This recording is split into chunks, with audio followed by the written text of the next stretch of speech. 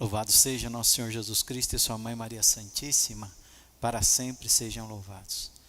Bem-vindo para o terceiro dia, a terceira aula que nós teremos hoje. Como você está lendo aí, veremos o purgatório, que é, acho que uma das coisas mais curiosas, né? Que muita gente tem perguntas. Hoje nós vamos tentar responder a muitos questionamentos, com certeza.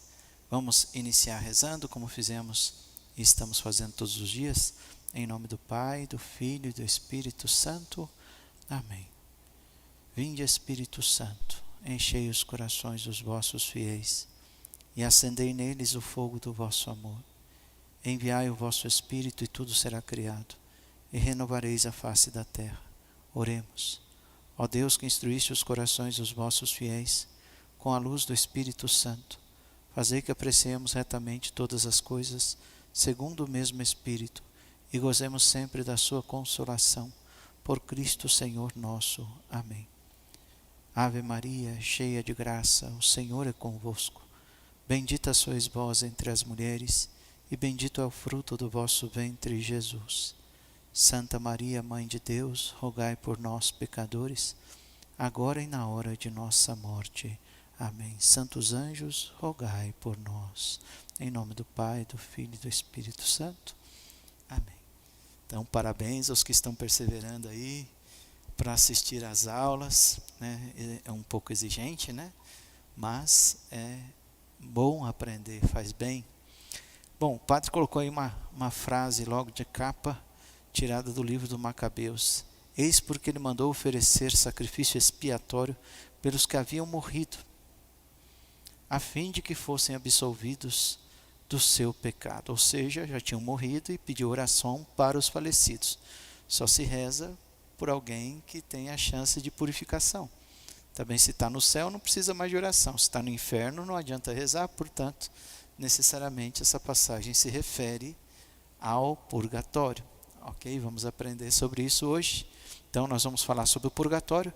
Primeiro, uma introdução, né, sobre o que é o purgatório e tudo mais. Depois, fundamentação bíblica, fundamentação na sagrada tradição da igreja.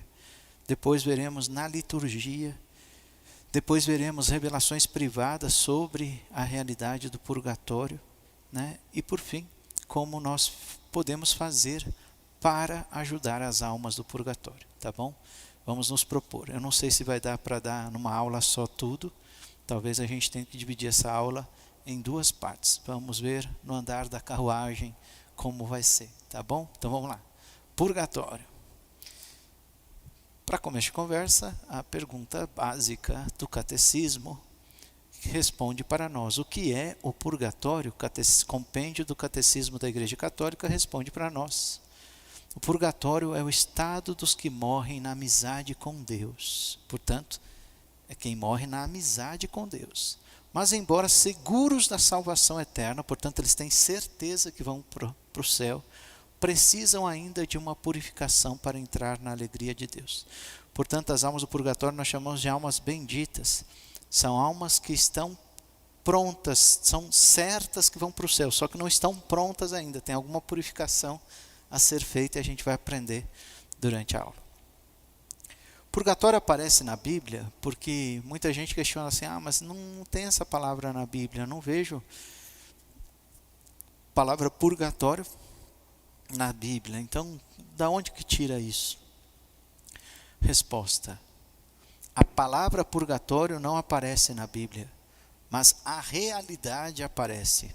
Tá bem? O que é mais importante? A realidade que diz o que é o purgatório aparece na Bíblia. O nome não, mas a palavra é o de menos. Se aparece a realidade, né, já o vale. A igreja, quem deu este nome a esta realidade que é apresentada, porém não nominada. Portanto, aparece na Bíblia a palavra purgatório? Não. Mas a realidade sim. E quem deu esse nome purgatório? Quem é que nomeou como purgatório este lugar, essa realidade que aparece na Bíblia? A igreja, tá bom? Que tem autoridade para isso, como foi falado ontem. Ok? Antes de vermos os textos bíblicos, é necessário uma explicação entre a Bíblia católica e a versão protestante. Então, como vamos ver agora a diferença entre a Bíblia católica e a versão protestante da Bíblia, porque é necessário essa distinção para a gente entender o que virá. Porque os que questionam, né, que não está essa realidade na Bíblia, é porque tiraram alguns livros da Bíblia, né? Então vamos lá. Aí tem a charge que a gente usou ontem, né? Um pouco lúdica. Lembrando que nós católicos, apostólicos romanos, temos três fontes de revelação: Bíblia, tradição e o magistério. Lembrem que ontem eu falei disso. Quem não entendeu, quem não pegou, está na aula de ontem, no comecinho da aula de ontem, tá bem? E os protestantes, por sua vez, né, afirmam só a Escritura. O que está na Escritura está, o que não está, não existe. O problema é que o fundador do protestantismo, ele tirou vários livros da Bíblia. Aí tem uma outra charge, né? Ben Miquer foi tirando aleatoriamente alguns livros da Sagrada Escritura. Veja, até então só existia a igreja católica, não existia protestantismo e só tinha uma Sagrada Escritura, que é a Escritura Católica, com todos os livros. Quais os livros Lutero retirou da Sagrada Escritura? Ele tirou 7 livros do Antigo Testamento. Do Novo Testamento não tirou nada. Mas do Antigo Testamento ele tirou esses livros aí que você está vendo. Tobias, ele não tem, onde fala de São Rafael Arcanjo. Judite, eles não têm, os protestantes não têm. Livro da Sabedoria, que é fantástico, eles não têm. Profeta Baruque, não tem. Eclesiástico, que é fantástico, não tem. E não tem nem a primeira Macabeus e a segunda Macabeus. E você vai ver que esses livros falam muito da realidade do purgatório. Então, como eles não têm esses livros, não têm essas informações. E ainda tirou os capítulos 13 e 14 do livro de Daniel e alguns trechos de Esther. Tá bem? Não vou entrar no mérito, né, de aprofundar esse tema. Bom, o fato é que a Bíblia protestante tem esses livros a menos, ou não tem esses livros, tá bem? Portanto, é claro que ficam lacunas, né? Porque eles não têm, poxa, tiraram quantas páginas da Bíblia aí, só nessa brincadeira, né? Então, nós católicos temos a Bíblia completa, como foi desde o começo, ok? E a igreja que tem autoridade para definir quais os livros são inspirados ou não, porque ontem o padre explicou que a igreja antecede a Sagrada Escritura. E a Sagrada Escritura não é a única fonte de revelação, como eu falei na primeira aula ontem. Eu não vou repetir de novo, está na aula de ontem no comecinho, tá bom? É só para você saber que a Bíblia protestante não tem esses livros todos aí. Consequentemente, fica um buracão, ok? Seguindo. Para nós católicos, essa é a frase que resume a questão. Para o protestante, tudo que está na Bíblia e somente o que está na Bíblia é verdadeiro. Para nós católicos apostólicos romanos, tudo que está na Bíblia é verdade. Porém, nem toda a verdade está na Bíblia, ok? Então, resume bem, né? Sigamos. Fundamento bíblico agora da existência do Apocalipse, do purgatório. Vemos no livro do Apocalipse. Apocalipse 21, 10, 11, 27. Vamos lá. Levou-me em espírito a um grande e alto monte e mostrou-me a cidade santa, o céu, a Jerusalém celeste que simboliza o céu, descida do céu, de junto de Deus, revestida da glória de Deus. Assemelhava-se seu esplendor a uma pedra muito preciosa, tal como a jaspe cristalino.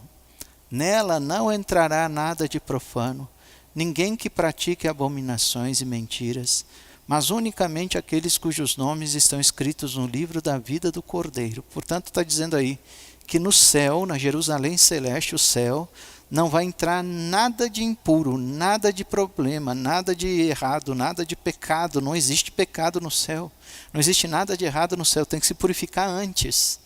Portanto, não se entra no céu com nada, nenhuma mancha. né? E aí você já vai entendendo o porquê da necessidade do purgatório, ok? Então, essa passagem já faz referência que ninguém entra no céu com pecado ou com algum defeitozinho, algum resquício de pecado tem que ser purificado, ok? Sigamos, Salmo 14. Esse salmo a gente canta, né? Virou música. Senhor, quem entrará no santuário para te louvar? Né? É desse salmo aí. Senhor, quem há de morar em vosso tabernáculo? Quem habitará em vossa montanha santa? O que vive na inocência e pratica a justiça. O que pensa o que é reto em seu coração, cuja língua não calunia, o que não faz mal ao seu próximo, nem ultraja o seu semelhante. O que tem por desprezível o malvado, mas sabe honrar os que temem a Deus. O que não retrata juramento mesmo com dano, não empresta seu dinheiro com usura, nem recebe presente para condenar o inocente. Aquele que assim proceder, jamais será abalado. Portanto, mais uma prova. Senhor, quem entrará no santuário para te louvar? A musiquinha, né?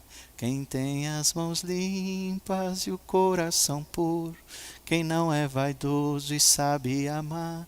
Portanto, nenhuma mancha de pecado vai entrar no céu. Portanto, nós temos que estar muito purificados para entrar no céu. Ou se purifica aqui na terra pela vida de santidade e conformidade com Deus, ou se morrermos com alguma coisinha, terá que passar por uma purificação que nós damos o nome de purgatório. São pessoas santas, eleitas, que já são eleitas para o céu, como a gente viu ali no começo, mas que necessitam de purificação, ok? Seguindo, aí ó, Macabeus 2, aí os protestantes já não têm esse belíssimo texto, né? Infelizmente, aí fica uma lacuna, mas nesse texto fala explicitamente da oração pelos mortos, portanto, necessidade do purgatório. Judas Macabeu, o nome dele era Judas Macabeu, por isso Macabeus, tá bem? Judas, tendo feito uma coleta, mandou 2.000 dracmas de prata a Jerusalém para se oferecer um sacrifício pelo pecado. Obra bela e santa, inspirada pela crença na ressurreição. Veja só, isso é Antigo Testamento, antes da vinda de Cristo. Inspirada pela crença na ressurreição. Santo e salutar pensamento de orar pelos mortos. Ora, vai rezar pelos mortos, se está no inferno não adianta rezar, se está no céu não precisa rezar, portanto rezar pelos mortos só pode ser um lugar intermediário, onde as orações vão valer algo, correto?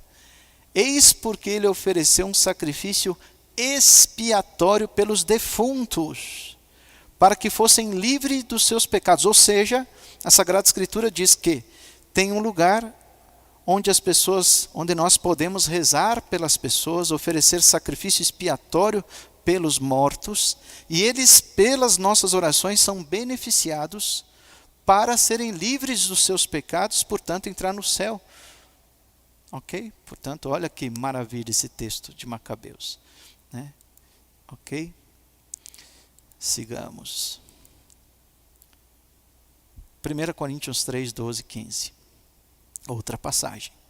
Aquele cuja obra de ouro, prata, pedras preciosas, sobre o alicerce resistir, esse receberá a sua paga. Aquele, pelo contrário, cuja obra madeira, feno ou palha for queimada, esse há de sofrer prejuízo. Ele próprio, porém, poderá salvar-se, mas como através do fogo. Ora, esse fogo que poderá salvar-se, não pode ser o inferno, porque o inferno é um fogo que você nunca mais sai. Você vai ser queimado para sempre. Esse fogo, através do fogo, é uma purificação. Poderá salvar-se através do fogo, através dessa purificação. Também se remete ao purgatório. Os santos padres viram nisso o purgatório, né? Porque tem que ter alguma explicação. O inferno que não é, do céu também não, porque no céu não precisa purificar de nada, já está salvo. No inferno não se salva, portanto, qual lugar que poderá salvar-se, mas como que através do fogo? Porque veja, diz aí, Aquele que for cuja obra for provada, ou seja, que vai ser passada, né, pelo fogo, o que for firme ficará, o que não for firme desaparecerá. Tá bom? Mais uma passagem. Vamos seguir. Lucas 12, 58 e 59. Faze o possível para entrar em acordo com o teu adversário no caminho até o magistrado, para que ele não te arraste ao juiz, e o juiz te entregue ao executor, e o executor te ponha na prisão. Digo-te, dali não sairás dali até pagares o último centavo. Espera aí, o cara morreu, né? Faz todo o possível enquanto você estiver vivo para se pôr de comum acordo com o teu amigo. Senão ele vai te entregar o juiz vai te pôr na prisão, e de lá dessa prisão você não sairá até pagar o último centavo. Então veja, se você morre com alguma coisinha, tem um lugar que você pode ainda pagar. Então tem um lugar que pode pagar. Para o inferno você não tem remissão. O céu você não precisa pagar mais nada. Ora, dali não sairás até pagares o último centavo. Então tem um lugar que você pode pagar até o último centavo e sairá de lá. Que lugar é esse? Purgatório. Veja que a realidade do purgatório aparece na Sagrada Escritura várias vezes. O que não aparece é o nome purgatório, mas o nome é o de menos, aparece a realidade. Se a realidade aparece, interessa o nome. O nome foi o mais propício. Purgatório porque é um lugar onde se purga, é um lugar onde se purifica, um lugar onde se passa pelo fogo, como está na Escritura. Então o nome é muito propício. Agora, porque o nome não está na Bíblia, não é verdade? Não, a realidade está na Bíblia. O nome a igreja colocou porque é propício colocar, purgatório. Portanto, está provado na Sagrada Escritura que a realidade do purgatório tem várias passagens. E passagens explícitas, como os do Macabeus, né, que os protestantes não têm, mas todas as outras passagens eles têm e podem concluir que existe. Tá bem? Quem começou a duvidar do purgatório, porque até então, até 1500 e pouco, até a fundação do protestantismo, nunca ninguém duvidou do purgatório. E a gente vai ver aqui na história, todos os cristãos que eram todos católicos, não existia cristão que não fosse católico, todos criam firmemente na existência do purgatório, porque está explícito na Sagrada Escritura a realidade do purgatório. Tá bem? Martinho Lutero, que foi contra, né, foi contra a indulgência primeiro, né, a gente vai aprender sobre isso. Depois, contra a necessidade de fazer qualquer purificação pelo pecado, que Cristo morreu por nós. Então, porque Cristo morreu por mim, então eu não preciso fazer nada para ser perdoado os meus pecados. Ele que perdoou por mim, sim. Ele é a causa primeira, ele que perdoou todos os pecados de todos os homens de todos os tempos. Mas a causa primeira não elimina a causa segunda. Ele é a causa primeira da absolvição dos meus pecados. Ele é o Salvador. Porém, não elimina as minhas ações que eu devo fazer para também sanar aquilo que eu fiz. Né? É óbvio. Portanto, a causa primeira não anula a causa segunda, ao contrário, a entusiasma a fazê-lo. Né? Nós agora perdoados por Deus, vamos fazer obras boas para reparar o mal que fizemos. Como são o Zaqueu, né?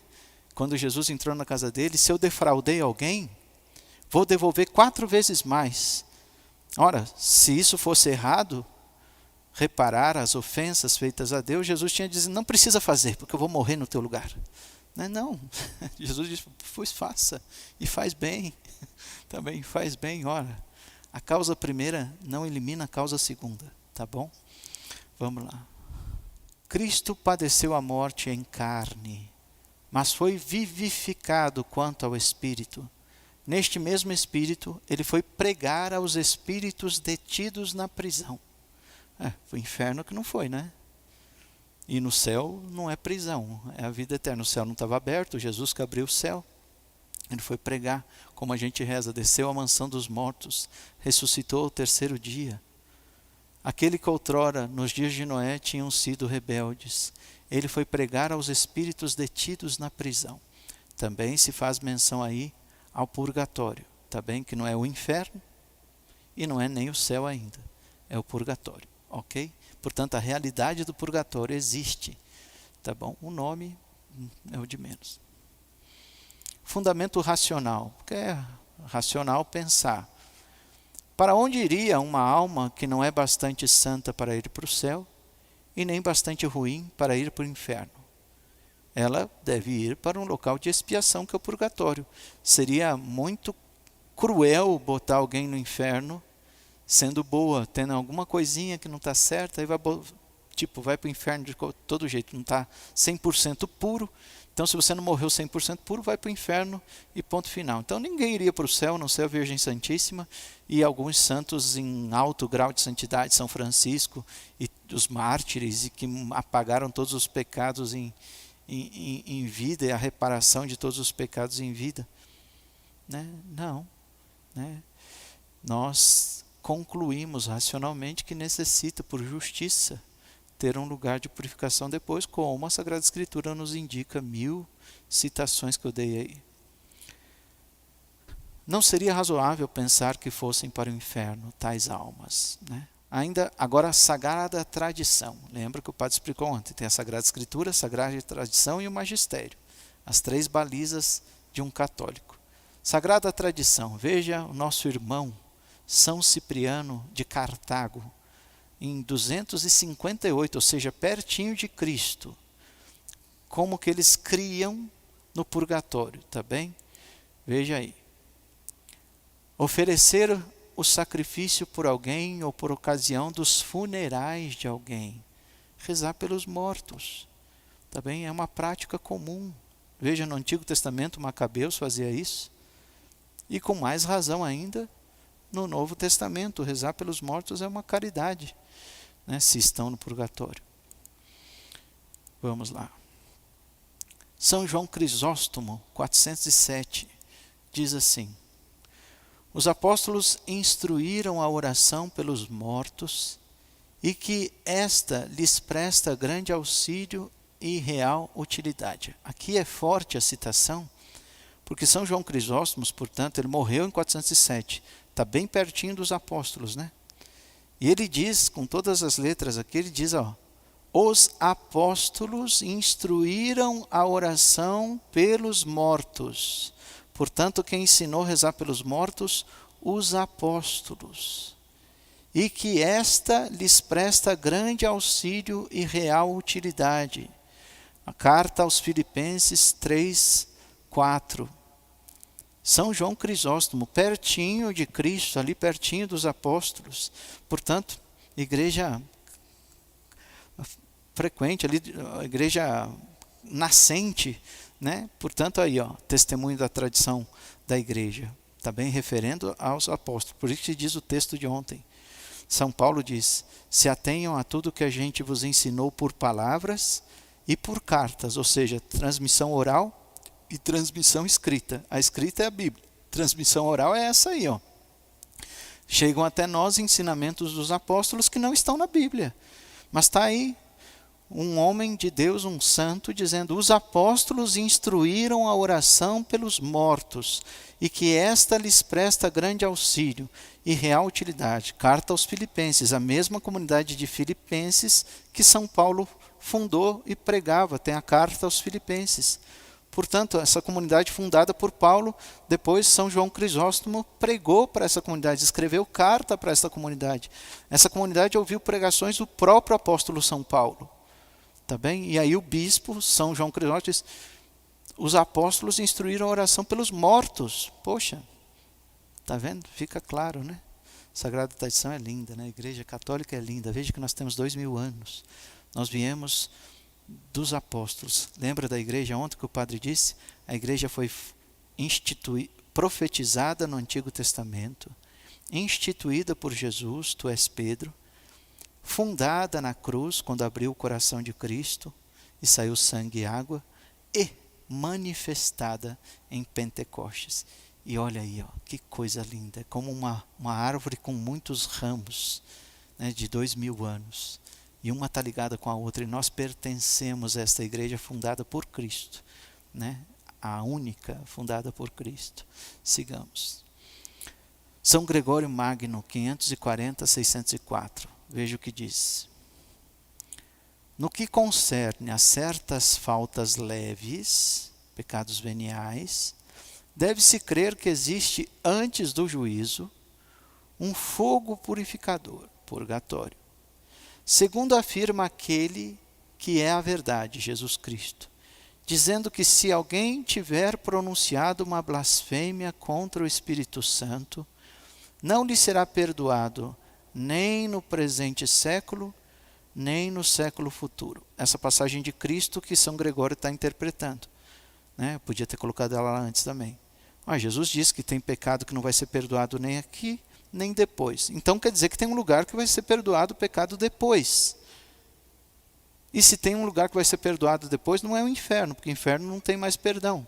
E o céu não precisa ser perdoado. Portanto, qual é esse lugar? Como diz São Gregório, no que concerne a faltas leves, deve-se crer que existe antes do juízo um fogo purificador, segundo aquele que a verdade afirma. Está vendo? Os santos interpretando a Sagrada Escritura. Sigamos.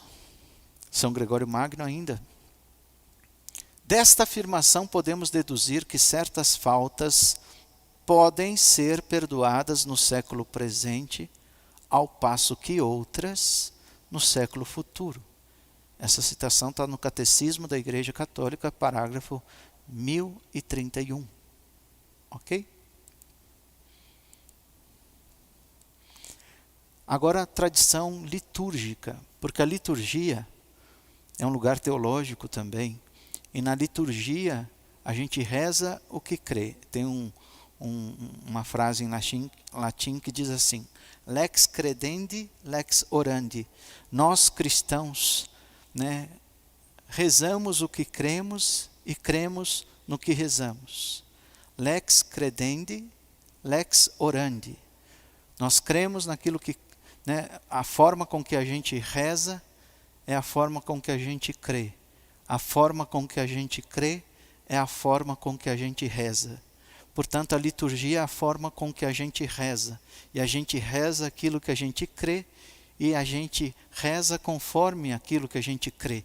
Portanto, quando se vê a liturgia dos cristãos a Deus, a liturgia da missa, as orações que se estão formuladas para o culto divino, a liturgia, você vê o que a igreja crê.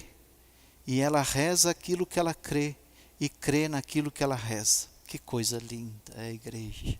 E na liturgia, que é um culto a Deus, né? A liturgia terrestre que se assemelha à liturgia celeste, feita pelos anjos, nós expressamos aquilo que nós cremos. E uma das crenças expressas na liturgia da igreja é a oração pelos fiéis defuntos, como você viu as citações que eu fiz, né, que é de comum acordo. Até no Antigo Testamento se rezava, se oferecia sacrifício pelos pecados, quanto mais no Novo, que agora o sacrifício de Cristo, que apaga todos os pecados de todos os homens de todos os tempos, inclusive os que estão no purgatório. Didascalha, século III, portanto anos 200 e pouco, muito pertinho de Cristo, muito pertinho da morte do último apóstolo. Veja o que diz: ao fazerdes vossas comemorações, reuni-vos, lede as sagradas escrituras e oferecei preces a Deus. Oferecei também a Eucaristia. Veja a missa.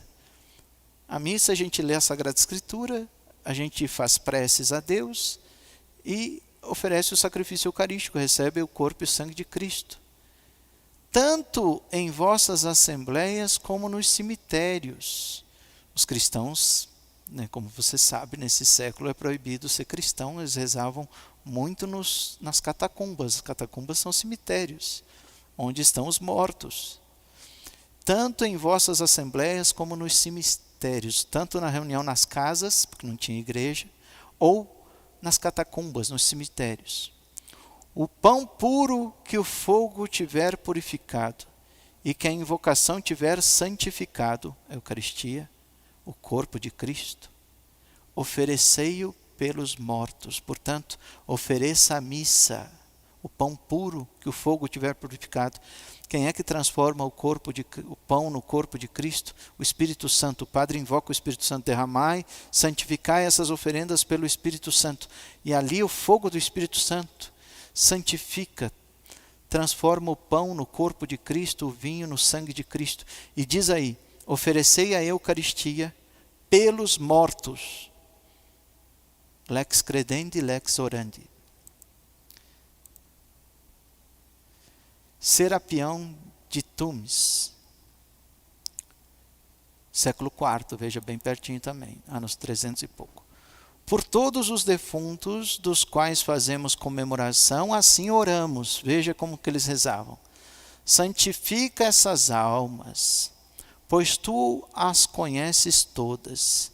Santifica todas aquelas que dormem no Senhor, purgatório, que estão mortas. Colocas em meio às santas potestades, os anjos. Dai-lhes lugar e permanência em teu reino. Portanto, se reza por quem não está lá ainda e pede para que venha a estar. Onde é esse lugar? Purgatório. Se reza pelos mortos. Ok? Até hoje, em todas as missas, em qualquer rito, se reza pelas almas do purgatório. Com qualquer rito, por quê? Na Igreja Católica, para quem não sabe, nós temos 5 famílias litúrgicas. Nós, ocidentais, pertencemos ao rito romano, que é a liturgia da missa que você vai. Mas tem outros ritos, né? Maronita, Melquita, Copta e outras famílias, também o rito ambrosiano. Então tem algumas famílias litúrgicas, todos pertencem à única Igreja Católica Apostólica Romana. Porém, por questões de cultura e formação desses povos, tem uma liturgia da missa própria, com a linguagem própria, com a cerimônia própria. Os ritos, tem todos os ritos, as missas têm todos os ritos, mas pode diferenciar a maneira com que faz. Tá bom? Por isso você vê algumas diferentes, ok? Mas são igrejas católicas. Há aspas. Igreja ortodoxa não é igreja católica, tá bem? Quando fala ortodoxa não é católica, tá bem? A igreja católica apostólica romana de rito oriental, católica. Igreja ortodoxa não é católica, tá bom? É separado do Papa, não aceitam a autoridade do Santo Padre, o Papa. São cismáticos, tá bom? Seguindo. Várias são as referências na arqueologia agora, viu? Vimos na liturgia, agora provas arqueológicas da crença dos cristãos em rezar pelos mortos. Provas arqueológicas agora, vamos lá. Né? Vemos referências de pedido de orações gravadas nas lápides dos falecidos nos cemitérios cristãos, desde os tempos das catacumbas, o que prova a fé sobre a doutrina do purgatório. Epitácio de Abércio diz assim, epígrafo é onde é gravada na lápide, né? Dizia assim: mandei escrever estas coisas eu, Abércio, na idade de 72 anos. O irmão, cristão, né? Chamava-se de irmão, o irmão que as compreender, queira orar por Abércio. Nem todo mundo sabia ler, né? Século II, portanto isso foi no ano 100 e pouquinho, ou seja, muito perto de Cristo. Também os últimos apóstolos, o São João, se eu não me engano, morreu no ano 120. Também, então, quer dizer, estava ali na época dos apóstolos, um dos primeiros cristãos esse aí, e mandou escrever na lápide, pedindo para os irmãos na fé, que soubessem ler, que rezassem por ele. Poxa, prova arqueológica nas catacumbas, onde se celebravam milhares de missas, que eu tive a graça, a honra de celebrar uma missa na catacumba, uma experiência única. Fantástico, fantástico. Catacumba de São Calixto, que eu celebrei em Roma. Vamos lá. Epígrafo do ano de 268 depois de Cristo. Na arqueologia tem mais uma prova. Epígrafo do ano 268. Esse túmulo, e olha os nomes aí, como eram os nomes antigos, né? Até uma sugestão para nomes atuais aí. Veja, Hiperéquio preparou para a sua benemérita esposa ao Albínula. Deus alivia o seu espírito. Né? Aí quando eu estava preparando o curso, eu dei risada. Eu falei, nossa, esse aí... Né? Tinha certeza que a esposa ia para o purgatório. Pediu oração para a esposa. Então, santa não devia ser muito. Brincadeira. E os nomes também, né? Eu falei, nossa, quando eu li, falei, caramba, olha como era diferente os nomes. Mas veja que bonito o testemunho, né? Deixou no túmulo a crença da oração pelos mortos. No caso aí, um esposo que amava muito a sua esposa, né? Pediu para que se rezassem por ela, para que Deus aliviasse o espírito. Ora, só vai aliviar o espírito aonde? Se estiver no purgatório. Se estiver no céu não precisa, se estiver no inferno não tem alívio. Portanto, aí também arqueologicamente se vê a crença na existência do purgatório e rezar pelos fiéis defuntos, tá bom? Sigamos. Magistério da Igreja, Concílio de Leão II, 1264. Portanto, a igreja se reuniu para discutir alguns temas. E aí define alguns temas como sendo de fé católica, pertencente à revelação pública. Como eu disse, a revelação pública foi feita até a morte do último apóstolo, mas é como uma criança. Né? Já existe, mas ela vai tomando consciência de si e das coisas à medida em que cresce. A igreja já tem a revelação todinha pronta até a morte do último apóstolo, porém, ao desenvolver-se ao longo dos séculos, ela vai compreendendo melhor a revelação que já foi feita. E quando um concílio se reúne e diz isso pertence à revelação pública, aí nós temos que crer. Nós somos obrigados a crer, só não se tem que crer em revelação privada. No que for magisterial, no que for de revelação pública ou de peso magisterial, nós católicos devemos crer como doutrina revelada por Deus. Concílio de Leão II, 1264. Se falecerem realmente possuídos de contrição, antes, porém, de ter feito dignos frutos de penitência, veja, a causa primeira não elimina a causa segunda, ter feito dignos frutos de penitência, como, Cristo me salvou, então não preciso fazer nada. Não, você tem que fazer por onde? Nós somos salvos pela fé, verdade. Ele é o Salvador.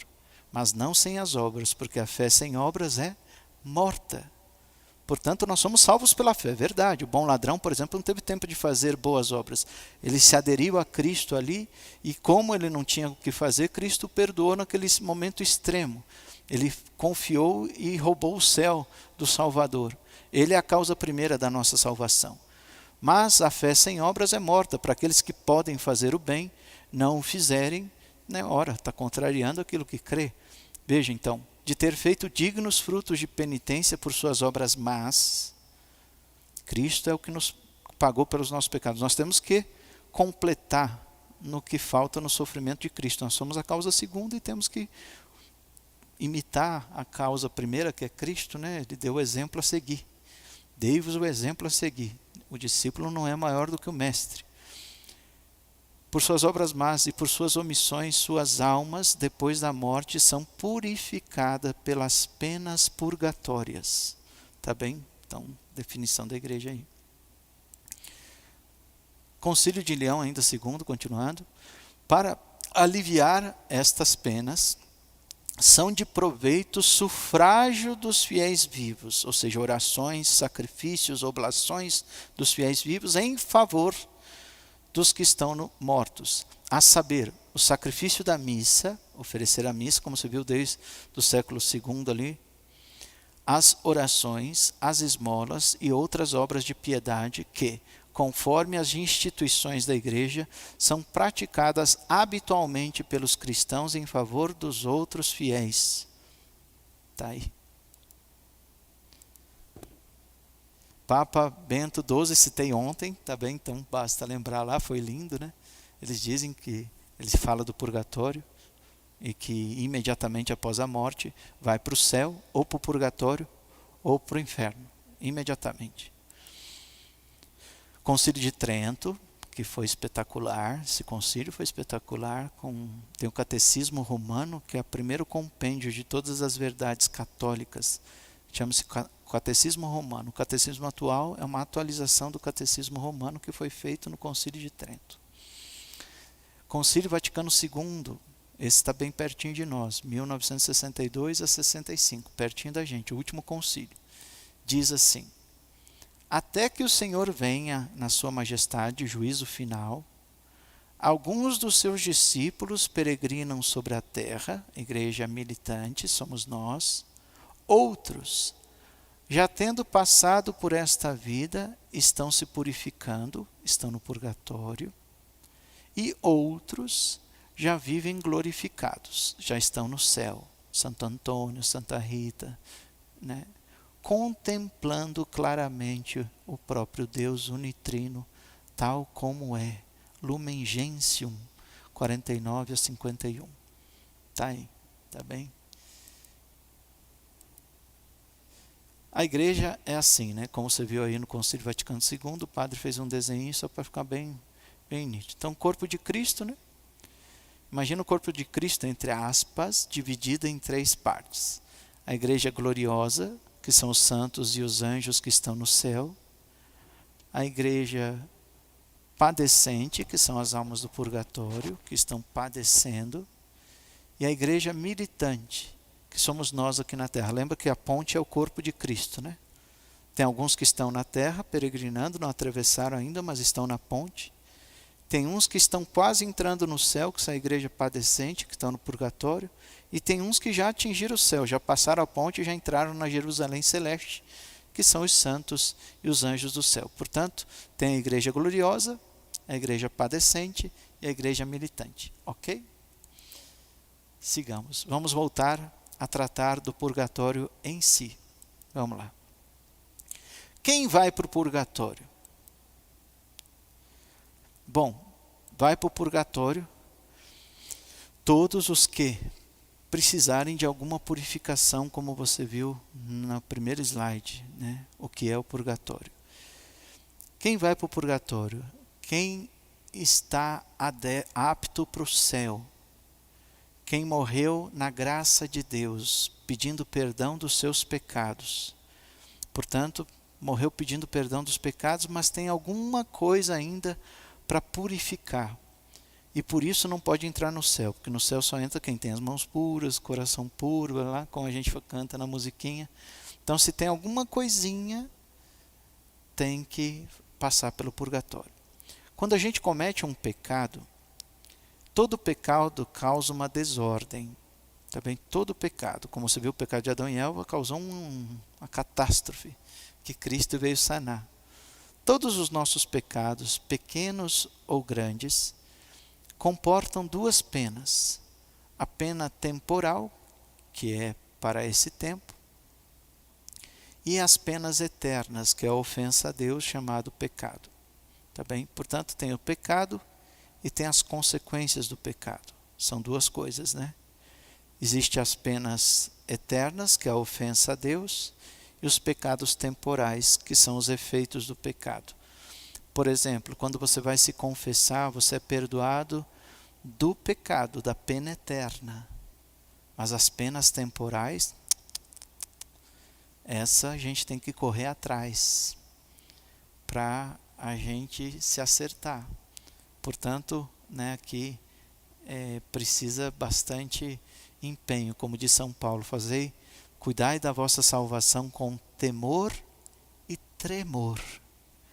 E Jesus disse, fazei todo o esforço possível para entrar pela porta estreita, porque muitos quererão entrar e não conseguirão. É mais fácil um camelo entrar por um buraco de uma agulha do que um rico entrar no reino dos céus.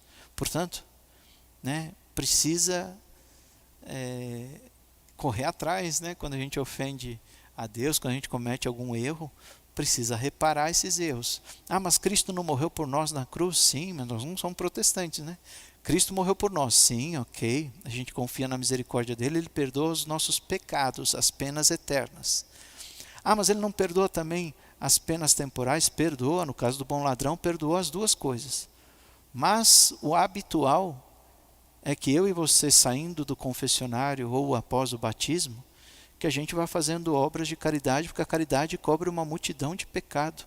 Quando você faz algo bom, também, assim como um ato ruim traz uma desordem, o pecado traz uma desordem, o ato bom reordena as coisas, tá bem? Vai sanando o mal que foi feito, vai solapando o mal que foi feito. A gente tem que afogar em obras boas aquilo que a gente fez de mal, tá bem? E, claro, se não dá tempo, está morrendo lá no último instante, confia na misericórdia de Deus, eu te perdoo, mas aí Deus sabe que não dá tempo. Então Ele não vai exigir de você uma reparação, não dá tempo, né? Por isso que o purgatório é uma misericórdia de Deus, é um lugar misericordioso. Se não existisse o purgatório, a maioria de nós não entrava no céu, porque imagina, a gente morre com um monte de probleminhas, né, de pecadinhos. Deus nos ajude a ser santos e morrer e ir direto para o céu. Mas ir direto para o céu é para santo. Tá bem? Então, por exemplo, eu vou dar exemplos para você entender a diferença de penas temporais e de penas eternas, do pecado e das suas consequências, tá bem? Por exemplo, quando a gente faz um furo na parede com prego, o pecado é o prego. O furo na parede que o prego fez é a consequência. Então, você estragou a parede, você vai ter que tirar o prego, isso é o pecado. Jesus perdoa na confissão. Agora, vai ter que tapar o buraquinho feito na parede, pintar de novo. Isso é a pena temporal, você que tem que trabalhar. Você que tem que tirar o buraquinho, você tem que fazer por onde, tá bem? Exemplos concretos para você entender, né? Vamos para a realidade, não para a analogia. Vamos supor alguém rouba, né? Rouba e deve pedir perdão do pecado, mas também tem que devolver o dinheiro que roubou. Veja, tem o pecado, pede perdão a Deus, Deus perdoa. Mas tem a pena temporal, a consequência que você roubou alguém, defraudou alguém, ora, tem que devolver, né? Por exemplo, se alguém vem se confessar, padre, eu roubei, né? Quero pedir perdão porque eu roubei. O padre vai dizer, olha, tá bom, tá arrependido? Tá. O padre te dá o perdão, mas a tua penitência, você tem como devolver esse dinheiro sem ser reconhecido, porque você roubou sem ser conhecido. Então, o padre não pode obrigar o fiel a produzir uma prova contra ele mesmo, tá bem? Nem na justiça dos homens, nem na justiça de Deus. Então, o padre tem que aconselhar que, se ele pegou sem ser visto, que ele devolva sem ser visto. Tem como você devolver sem ser visto? Sem que saibam que você está devolvendo? Não, não tem, padre. Então, você vai dar esse dinheiro para um pobre, você vai fazer uma obra de caridade, mas você não vai ficar com esse dinheiro. Tá bem, o padre não pode obrigar o fiel a se expor, né? Seria feio demais, tá bom? E se ele falar assim, já gastei todo o dinheiro e não tenho como devolver? Então, meu amigo, você tem que se comprometer que, ao longo da vida, você vai ganhando dinheirinho e você vai reparar, você vai pagar isso em obras de caridade, tá bem? Portanto, Jesus perdoa os pecados, mas ele tem que ter a colaboração, né? Tem que ter a participação também, tá bem? Então, precisa, tá bom? A reparação. Você entendeu? Se a pessoa morre sem reparar, ora, não pode entrar no céu, tem coisas por haver, tem coisas para acertar, tá bem? Foi tirado o prego, mas o buraco não. Então tem que reparar, tem que fazer as reparações necessárias, tá bem? Vamos lá. Difamação, pecado da língua, está lá em São Tiago 3. Né? Pedir perdão do pecado porque fofocou, tem que pedir desculpas também para a pessoa que falou mal, caluniou pelas costas, falou um monte de coisa. Ora, tem que reparar na mesma proporção. Né? Se você destrói a imagem de alguém, você conta um pecado da pessoa, que não deve contar, a gente deve anunciar o evangelho, não o pecado dos outros. Mas é verdade, mas quem diz que a verdade é para ser dita em todas as coisas? Jesus sabia do pecado de todo mundo e não disse o pecado de ninguém. Me diga Jesus falando do pecado de alguém. Mas ele chamou-os de fariseus. Ele falou publicamente para todos. Os fariseus, hipócritas. Mas ele não disse, fulano, você é um hipócrita. Ele disse para uma massa de gente. Então não ofende ninguém pessoalmente. Né? Mas ele nunca ofendeu alguém. Senão seria o pecado. Tá bom? Portanto, nós não devemos difamar ninguém. Né? Mas se a gente fizer, tem que reparar. Ora, você fala mal de alguém, destrói a reputação de uma pessoa. E depois você acha que se você morrer está tudo bem? Jesus perdoou dos seus pecados. As consequências, todo mundo está pensando mal daquela pessoa que você falou mal. A consequência do teu pecado continua. E você tem que reparar os seus pecados. Ora, você acha que vai passar a limpa, já está de boa? Não, você prejudicou alguém. Né? É justo que haja reparação. Na mesma proporção que você falou mal. Portanto, se você morre assim, não vai direto para o céu, você tem que passar no purgatório. Isso se tiver pedido perdão do pecado. Porque se morre em pecado grave sem pedir perdão a Deus, não vai nem para o céu, vai para o inferno. O purgatório é para quem pediu perdão dos seus pecados, mas ainda tem algo em reparar, ou seja, foi perdoado das penas eternas. Se você morre perdoado das penas eternas, pede perdão, portanto, mas ainda tem penas temporais para sanar, você tem que ir para o purgatório, porque no céu você não está preparado para entrar. E se você morre com penas eternas, nem para o purgatório vai direto para o inferno, como a gente provou ontem. Tá bem? Quem morre em pecado mortal, é o primeiro dia, né? A morte eterna. Deus nos livre. A gente tem que pedir perdão a Deus todos os dias e pedir a graça da boa morte. Aí tem o exemplo das penas de galinha. Uma vez, né, tanto do cura d'Ars com São Felipe Neri, isso se encontra nos escritos dos dois santos, deram o mesmo conselho. Agora quem copiou quem? Eu não sei, né? Mas São Felipe Neri, deve ser pela cronologia, São João Maria Vianney ouviu falar. Mas São Felipe Neri fez assim. Uma mulher chegou para se confessar com ele e diz assim: padre, eu fofoquei, falei mal de uma pessoa. Ele diz: pois, tá bem, agora eu tua penitência, eu te dou perdão, mas você vai ter que subir na montanha lá e leva um travesseiro de pena. Um travesseiro de pena, padre? Sim. E quando chegar lá na montanha, você espera o vento bater forte, você abre o travesseiro e espalha a pena para todo lugar. Depois você volta aqui, que eu te digo o que tem que fazer. A mulher não entendeu nada, diz: não entendi, mas faço o que eu estou dizendo, depois volta aqui. A mulher foi, levou o travesseiro de pena, espalhou na montanha, lá no vento, espalhou tudo e voltou, né? Pronto, padre, fiz o que o senhor pediu. E agora? Agora, antes de eu te dar o perdão dos pecados, você vai juntar todas as penas. Padre, mas é impossível, é muita pena, voou, o vento levou longe, e agora eu não tenho mais como recolher as penas. Pois é, assim você fez com o teu pecado da língua. Você espalhou o mal e agora não consegue recolher o mal que você fez. Portanto, nunca mais fale mal de ninguém. Não espalhe o mal de ninguém, não fale mal de ninguém, não calunie, não difame, não distorça, e nem espalhe verdade que não precisa ser dita. Isso é fofoca, falar pecado dos outros é fofoca, sussurrácio, pecado de sussurrácio em latim.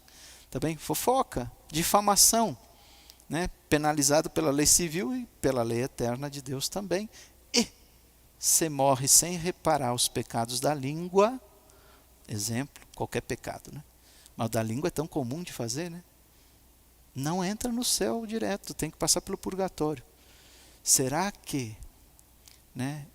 Veja que ir para o céu direto, meu amigo, é difícil. Ou confia muito na misericórdia de Deus como bom ladrão na hora da morte, Deus te dá a graça da boa morte, de você ser purificado de tudo. Ou o normal é ir trabalhando, recolhendo as penas de cada dia, tentando restaurar o mal que fez com o bem que se faz. A caridade cobre uma multidão de pecado, como Zaqueu. Se eu defraudei alguém, vou restituir 4 vezes mais. Cristo disse: pois muito bem, salvação entrou na tua casa. Cristo não questionou, disse: não precisa devolver 4 vezes mais não, hein?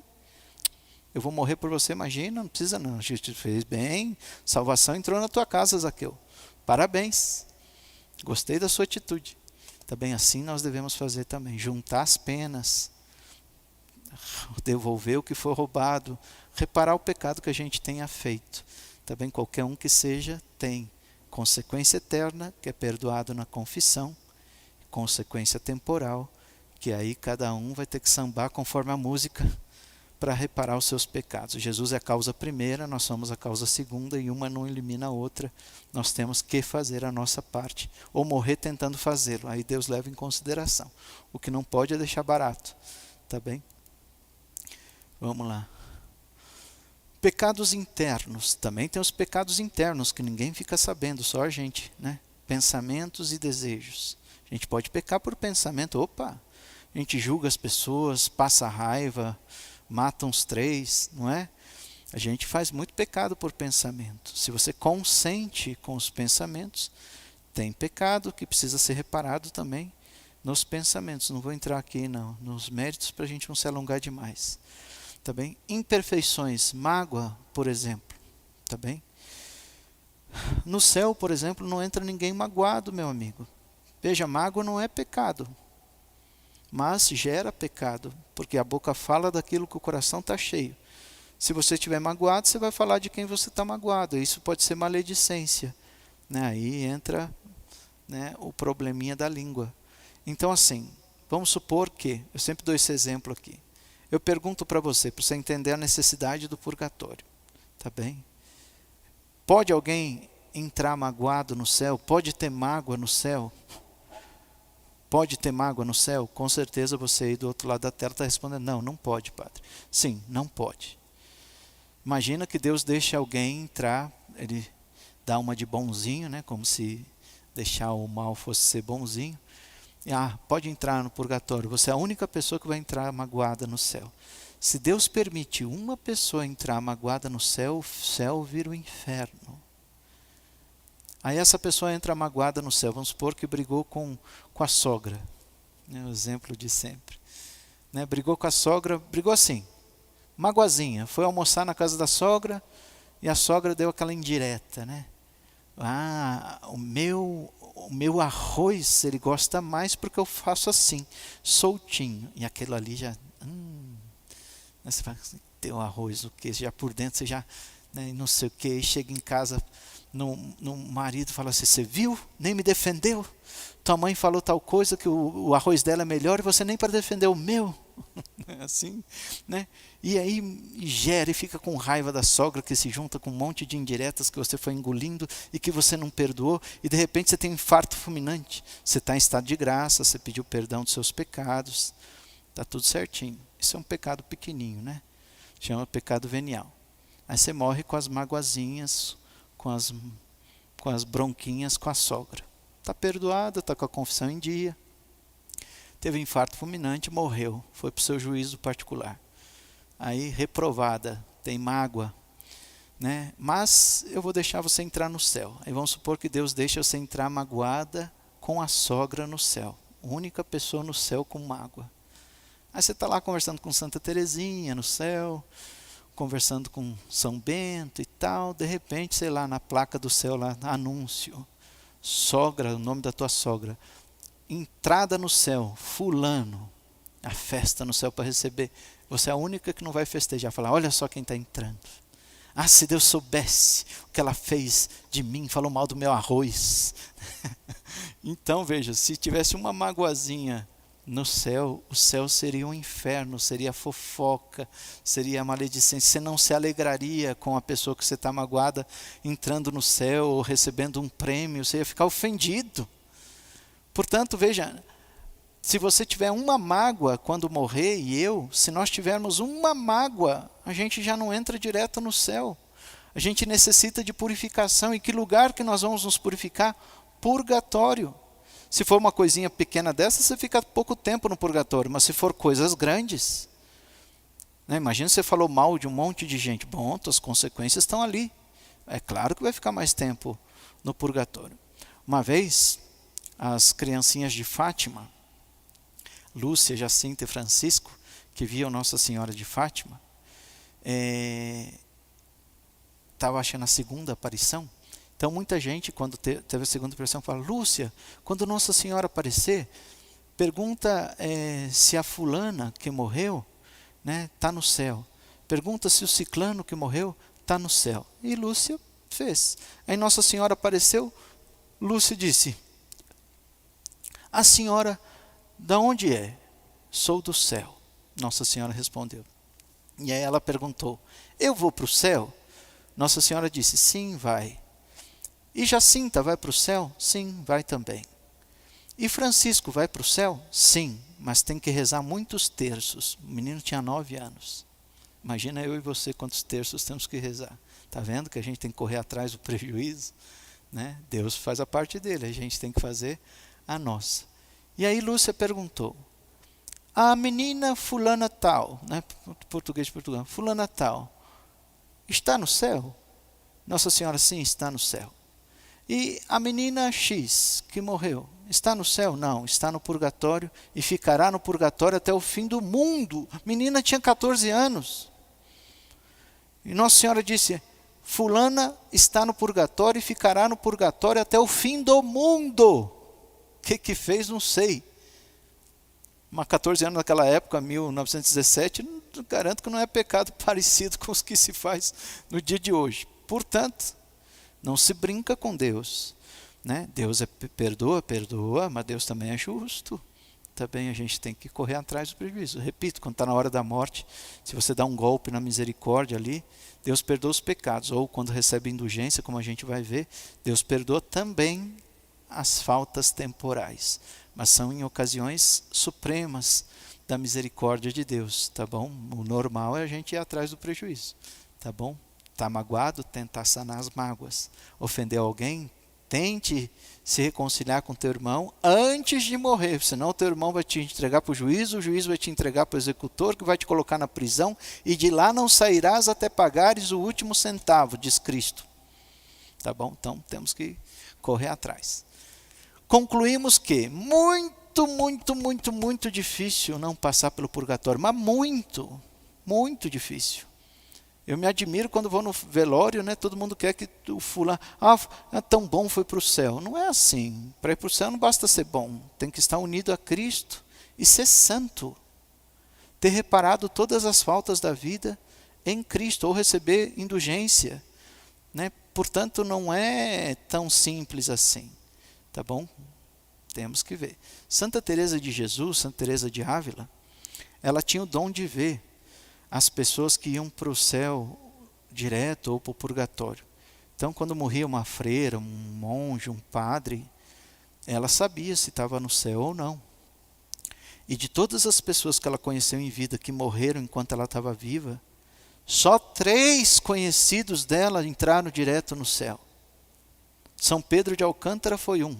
São Pedro de Alcântara é amigão de Santa Teresa, que é um dos patronos do Brasil, sabia? São Pedro de Alcântara, ninguém lembra do coitado. São Pedro de Alcântara é um franciscano santo, penitente.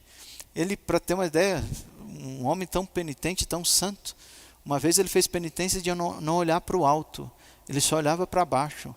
E ele ficou 3 anos sem conhecer nenhum irmão da congregação dele, porque ele não olhava no rosto, olhava só para baixo. 3 anos. Também, olha o homem como era penitente. Né? Enfim, santo. Quando ele morreu, entrou direto no céu. É engraçado que as pessoas na época de Santa Teresa, como ela era uma grande mística, ninguém entendia ela. Quando chegou São Pedro de Alcântara, entendeu tudo o que Santa Teresa estava vivendo e disse, olha, faça isso, faça aquilo, isso é de Deus, isso é assim. Porque tinha comunhão com Deus. Os que têm comunhão com Deus entendem. O homem espiritual entende todas as coisas, julga todas as coisas e não é julgado por ninguém, diz a Sagrada Escritura. Quem está do lado da luz vê o que a luz ilumina. Quem está contrário à luz não enxerga nada. Tá bem? Vamos lá. Purificação. Purgatório na terra, como eu disse. Se a gente viver o purgatório aqui na terra, reparar as nossas faltas, porque a caridade cobre uma multidão de pecado. Então, você fez o mal, o teu mal tem efeito. Quando você faz o bem, o teu bem tem mais efeito. Então, se você fizer um monte de bem, mas, veja, só vale se você estiver com a confissão em dia. Fazer o bem sem se confessar, não adianta nada, porque você tem que estar unido a Cristo. Jesus diz assim, se você der um copo de água a alguém, por amor a mim, ou seja, estando unido a mim, o corpo de Cristo, esse copo não ficará sem recompensa. Porém, se você não tiver amor, se você não tiver graça, se não estiver em estado de graça, não estiver unido a mim, diz São Paulo, Se não tiver caridade, caridade verdadeira supõe estado de graça, supõe estar com a confissão em dia e supõe estar vivendo em Cristo, por Cristo e com Cristo. Sem caridade, eu poderia doar todos os meus bens aos pobres, lançar o meu corpo às chamas, mas sem caridade de nada valeria, seria como um tino que soa e que fica por isso mesmo. Forte, né?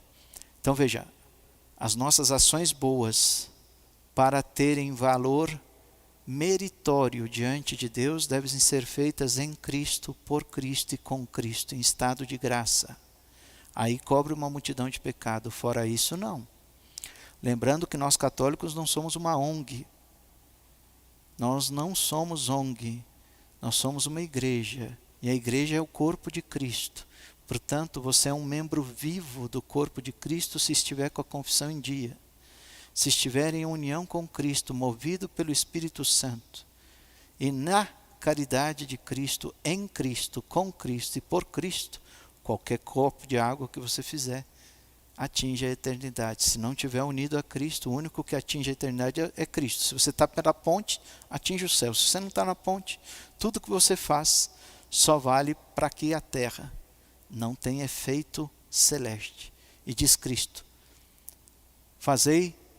guardai o vosso tesouro no céu, onde a traça não corrói, nem o ladrão rouba, e será rico aos olhos de Deus. Portanto, tem que fazer caridade em Cristo para atingir o céu. A caridade feita em Cristo fica lá no banco celeste. Tesouros no céu, onde o ladrão não rouba e a traça não corrói. Portanto, tem que estar em estado de graça. Santo Afonso Maria de Ligório, doutor e moral da igreja, ele afirma categoricamente, dizendo assim: todas as ações que nós fazemos, todas as ações que nós façamos, sem estar em estado de graça, nos servem para uma única coisa, para nos levar a estar em estado de graça. Né? É o primeiro passo. Estado de graça é estar unido a Cristo ou não.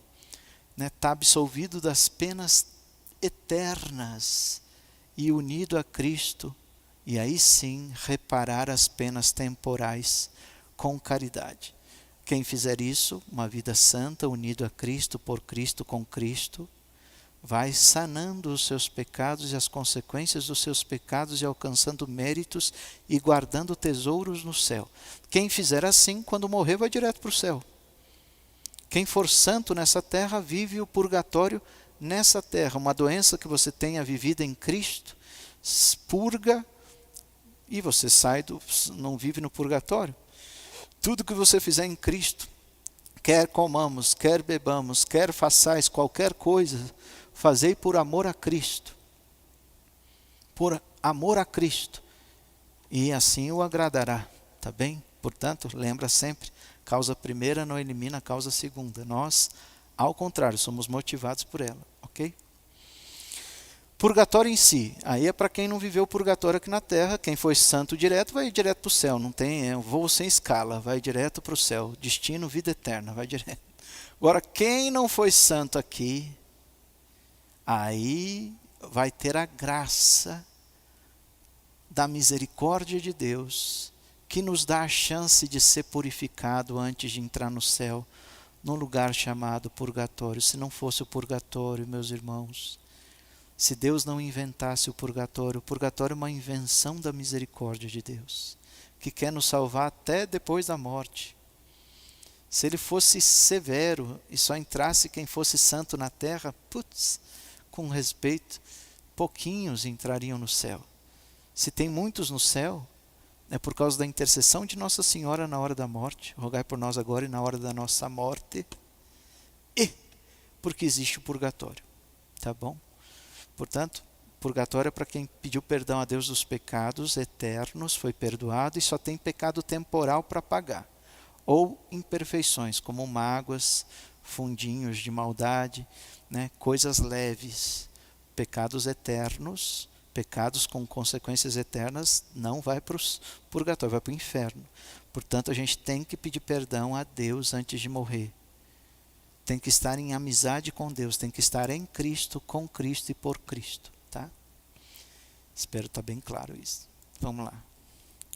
Purgatório e misericórdia de Deus. Como eu disse, purgatório é uma invenção da misericórdia de Deus. Até coloquei purgatório igual misericórdia de Deus. Que a misericórdia de Deus, Deus quer nos salvar de todo jeito.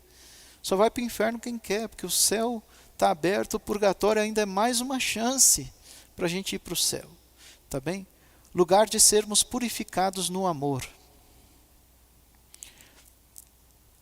Deus, em sua misericórdia, nos dá essa graça. São sofrimentos medicinais e com paz. Né? Deus quer que a gente vá para o céu. A gente sofre com paz no purgatório. Em resumo, purgatório é uma bênção de Deus. Uma coisa boa, porém dolorosa. Quem está no purgatório sofre bastante, mas sofre sabendo que vai para o céu. Porque todos que estão no purgatório vão para o céu.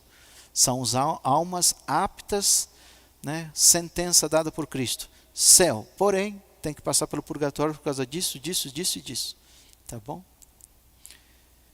Aí, aqui, eu acho que eu vou fazer uma pausa e a gente vai continuar no outro dia. Porque aqui começam os ensinamentos de São Francisco de Sales e depois o padre vai fazer uso de algumas revelações particulares, onde a gente vai entrar no purgatório em si, o que se sofre no purgatório, o que se passa no purgatório, o que as almas do purgatório passam, o que não passam, tá bem? Aí a gente deixa essa parte para amanhã, para não ficar muito longo, tá bem? Então a gente vai estender um dia a mais, tá bom? Então vai ter purgatório 1, primeira parte, purgatório segunda parte, o inferno e depois o céu. Então nós vamos terminar no sábado, tá bem? É melhor fazer assim para não ficar vídeos muito longos, tá bom? Então o padre vai encerrar dando a bênção por hoje, ok? Fica aí a dica, né, para ler, como é o tema, Tratado do Purgatório de Santa Catarina de Gênova, tá bem? Amanhã eu mostro outro livro para você. O Senhor esteja convosco, Ele está no meio de nós. Abençoe-vos o Deus Todo-Poderoso e rico em misericórdia, o Pai e o Filho e o Espírito Santo. Amém. Fiquem na paz, amanhã a gente se encontra para a segunda parte do purgatório. Deus abençoe.